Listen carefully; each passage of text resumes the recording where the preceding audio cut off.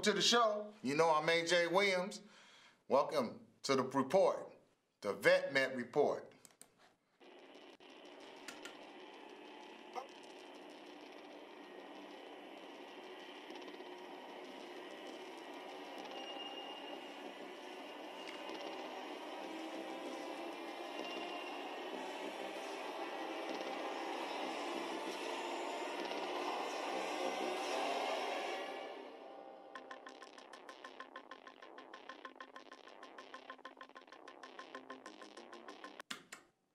Well, hey, thanks for calling in last week, especially Randy.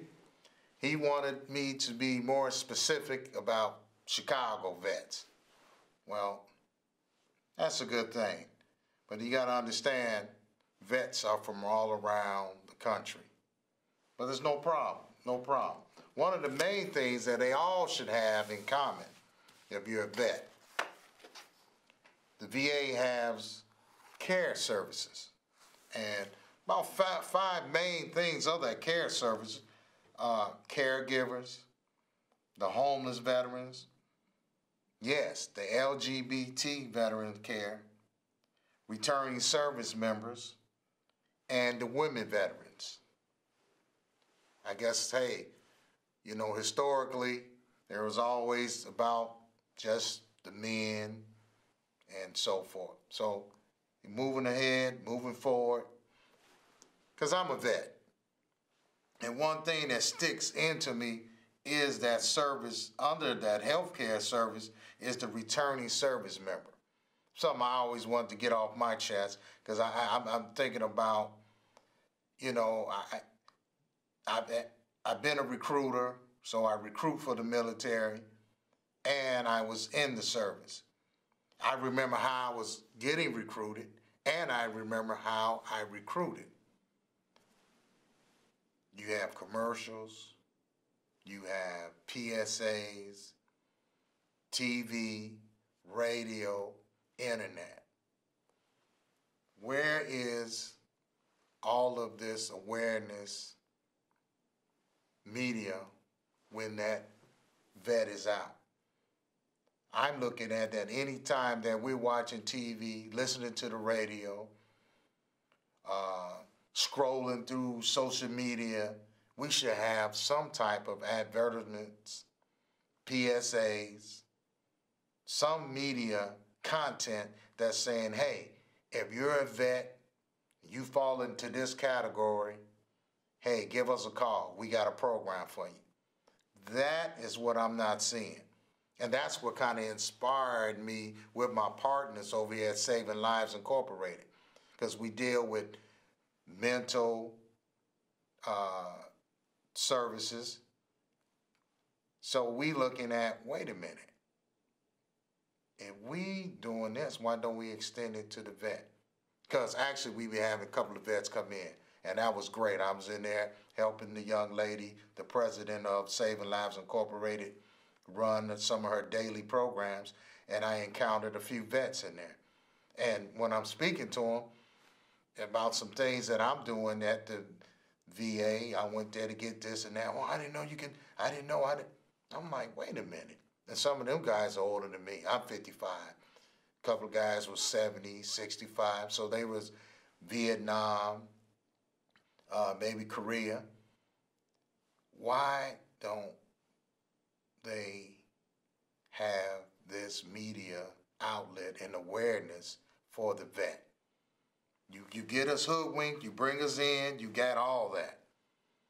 Give us something out here. That's why it inspired me to do this show, to put this information out. Matter of fact, doing some of my research for the show, I found something called the Chapter 63 of the Title 38 U.S. Code. It's outreach for vets. It's supposed to provide information and awareness to veterans. So they are supposed to be mandated by the government, the VA, to make these programs known to the vets. We shouldn't have to come to the VA and search for it and go through all these hoops. Not bashing the VA. I'm just seeing there's a gap. Well, no problem. That's why your buddy A.J. Williams is here and Saving Lives Incorporated, because we want to serve that, put that gap, put some glue or some stuffing in that so we can meet the needs or show the vet where to go get these needs met by resources. Now, of course, we got, of course, under some of the vets, you know, about the burial memorials.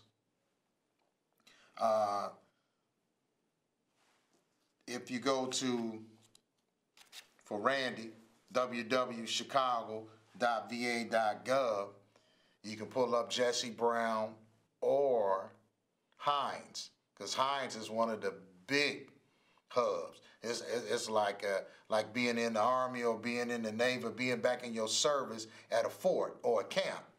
It's one of the big things, and you can find out. It's so much stuff. It's so many acronyms. We be all day doing it. But one of the main things we want to start out with is probably the Caregiver Services. They have a caregiver support. Now that's Caregiver Services. Now you got the VA gonna take care and support the person that take care of a vet. That's awesome, because you usually hear them complaining, I got this vet at home, this and this, we don't have no income, we don't have this.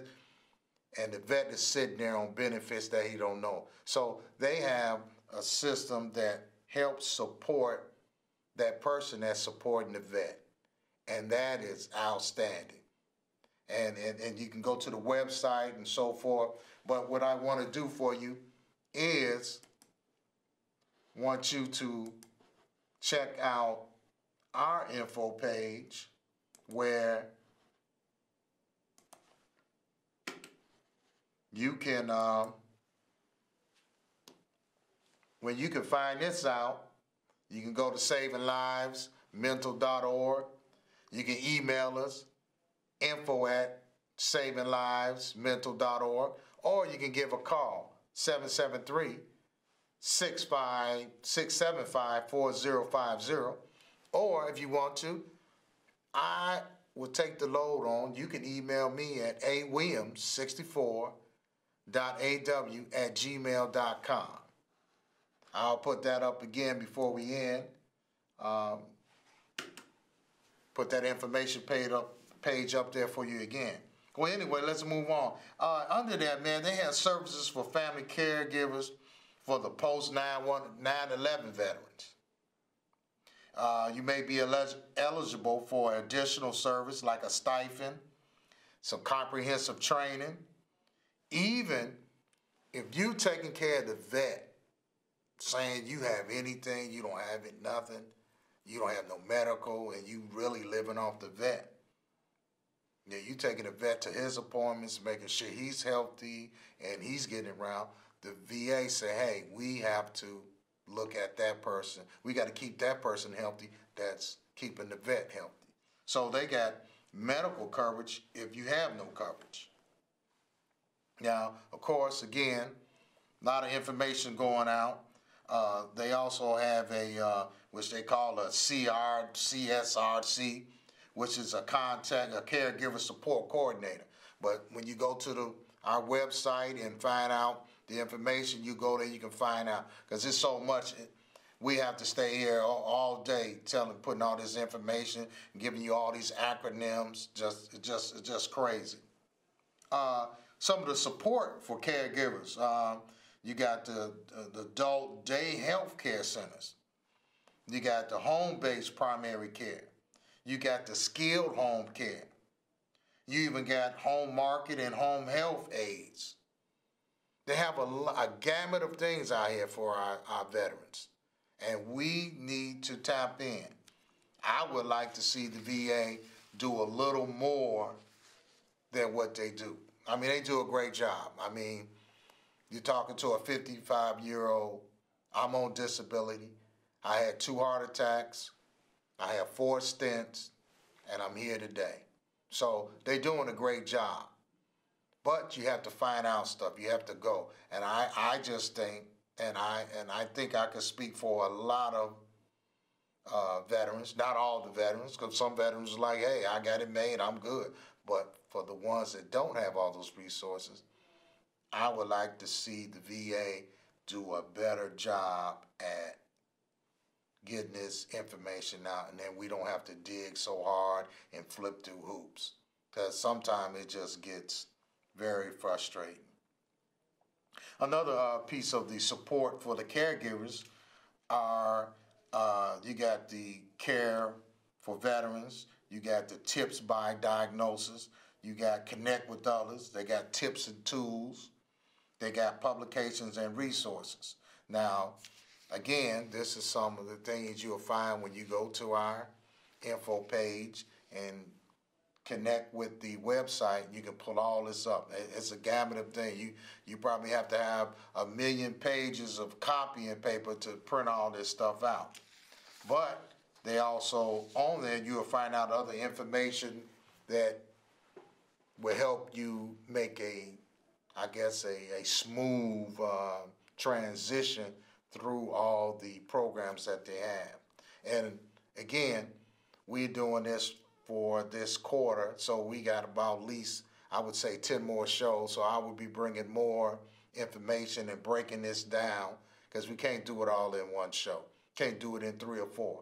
It's going to take a little bit of time, some more shows, so we'll be here for a while. We're not going anywhere, not yet. Another one of their programs, I doing my research and out banging my head against the VA, the Homeless Vet Program Services. Now, I know somebody probably out there want to know some stats. Well, I found out some stats that around the country, there are 120,000 homeless vets. Now, some of these homeless vet programs trying to address this, like the HUD-VASH program. Now, they're stating that they gave out 87,000 vouchers to vets to get some housing. Now, everybody, that sounds great. Oh man, I can get one of those housing HUDs. No, this is not a regular HUD voucher. What happened is another program. They have the land to lease, and what the VA is doing is going out, and it's great, taking all this empty land and wasted land, have a contractor build stuff and lease the land, get the government money from HUD, and give a voucher to a vet so he can live in a comfortable, nice, non-deplorable living situation and can have it forever. The only thing I don't like about it, that you can't move it around with you. You know, once like the regular VA, the regular HUD voucher, Section 8. You can take it if you go, you can go to this county, that county. The vet will have to, if you're gonna move, you will have to go and find housing that's under that HUD-VASH, and most likely you might have to apply for it again. So, I mean, it's not great, but it's something. And some of the places I've seen on Hines and other places, they look immaculate. Now, of course, with that, you know, the vet thinks, well, wait a minute. I mean, you gave me a home and this and that, but because what we want to do, even with the show's name, the vet met, it means mental, medical, economics, and technology. And that's to make that vet a whole person or a whole viable citizen again in civilian society. Because you know, while we on duty, active duty, and at war, the military takes care of us. I mean, they take great care of us shorter than you giving your life up. But, you know, you live in the military life, you living great. You don't miss no meals, you're not hot or cold. You don't sleep in the rain unless you're training or at war. So the military takes care of you, but you need that out here. And also, you want to keep in mind that you're not just an individual soldier. When you're out here, when you come back, you might be head of a household. So we have to make you whole. We need to be made whole again so we can be viable and have a family and have a normal, whatever we call a normal life, and make it. They have some other pieces to that. They got the SSVF. It's a supportive services for veterans' families. That's key. Because sometimes vets and families disconnect, but now the VA looked and the government said, hey, we need to put some stuff there. Even for short term, like if you just lost your house or whatever you end up, you got the homeless providers grant and per diem. That's just to bridge you until they can find you some long-term situation for your living. And I think that's great. And plus, of course, you know, now you got employment opportunities, all under this homeless vet program services. That's just to make the vet whole again. Because you can't just give him a job if he doesn't have housing. You just can't give him housing and he doesn't have a job, or he has medical problems, or he has the post-traumatic stress disorder. Things are going to tear apart.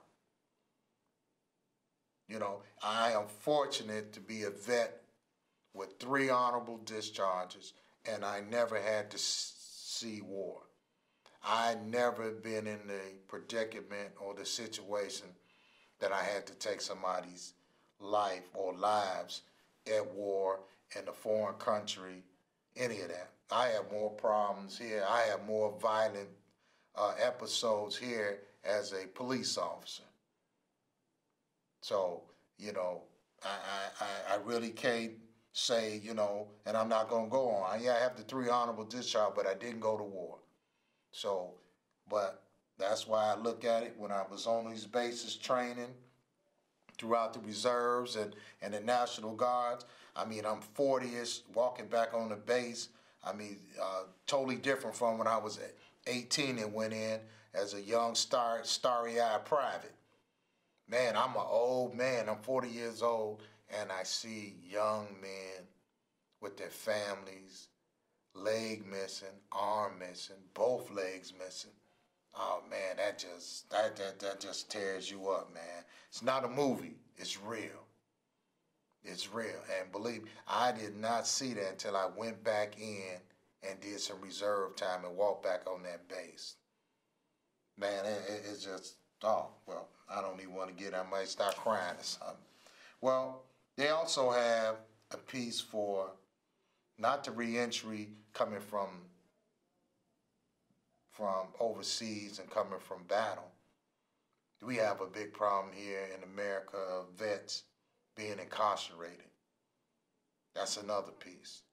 And I can relate to that because, like I always tell the young guys, the guy that can sustain himself after coming from prison is a guy that had means and resources. If you went in with nothing, usually you come back out and you go do the same thing. You was selling dope, you was doing credit card fraud, you was pimping, you was doing whatever. You come back out, you got to eat, you starving, your family starving. What are you going to do? You're going to go back to what you know. Yeah, you had good intentions. You might even told that parole board, I'm never going to do that again. When your stomach get to growling and when those babies and your significant other is looking at you to be the breadwinner, that's some heavy stuff. You're going to go back to your bags of tricks and your trades. So that puts you back in a place to go right back in. But with this justice and reentry related services helps former inmates to reenter the civilian society. That's crucial. Because now you talk about a vet that had to re-enter from battle, and now he's, for some reason, probably some mental or some other disorders that cause him to be incarcerated. So this is a great piece. Another one of these programs, other than the Homeless Vet Program Services, was the CWT, I found out. That's the Compensated Work Therapy. They got several things, TW, the SE, the CBS, the VA, the SSE, the SED. But all of them are supposed to be compensated work therapies to get you back. Because I know as a man or as a grown person, vet, that, you know, honored, I got the honorable discharges. But how can I really feel honorable and whole if I have no money in my pocket? I can't feed myself, I can't clothe myself, I can't shelter myself. No. And also, to add to that, they have a at-risk veterans and their families program. This is to assist families before, and they target and they see them, and they see the things going on with them, and try to bridge that gap before a family loses their home and out on the street. So that's a pretty good thing. And also with that, the GPD with the short stay bridge housing relates back to the grant and the per diem. So they got things, but what I say again, not to harp on it, that I felt that the VA needs to come up with a better system to put this out, because this is a gold mine of things just sitting here. You know, also with the Homeless Veteran Community Employment Services, they call it HVCS. Yeah, it's supposed to improve the employment outcomes, improve the quality of life, and community integration, increase self-confidence and independence, and decrease reliance on institutional care. That means you go back to prison somewhere, and that's the only time you get right. Because I've seen a lot of guys look like holy mess on the street, but soon as they go back there, they look great, but they incarcerated. Who wants to be great and you incarcerated, man? That just I don't know. That hurts my soul, man. And I mentioned about the LGBT coverage or programs that addresses this population. Well, I'm going to tell you, you know, from being a cop and being a soldier, if I'm in that foxhole and I need somebody to help me do my 360 degrees coverage to protect my goal line, my DMZ, I don't care. But again, the military has again always been one of the forefront for racial, religion, and so forth issues. So I take the hats off. I mean, you shouldn't have to have it, but hey, society is what today, and I think they're doing a great. The military is doing great. I think the VA and the government is doing great as far as coming up with programs that address. You know, you got people, oh man, you don't need that. No.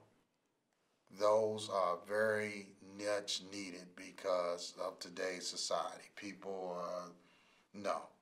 I'm glad they have that. So as a matter of fact, they got care coordinators, the VCC program. They responsible for promoting the best practices for serving the LGBT veterans and connect LGBT with other services. So that's much needed. I mean, we can think, but we don't have utopia. And hey, you know what? Time is gone, man. I got so much information. We're going to have to get back next week and still finish some more stuff. But hey, it has been a wonder. There's my info page, savinglivesmental.org, info@savinglivesmental.org, 773-675-4050, or give me awilliams64@aw@gmail.com. And you know what? I want to thank you for being here, Chicago. And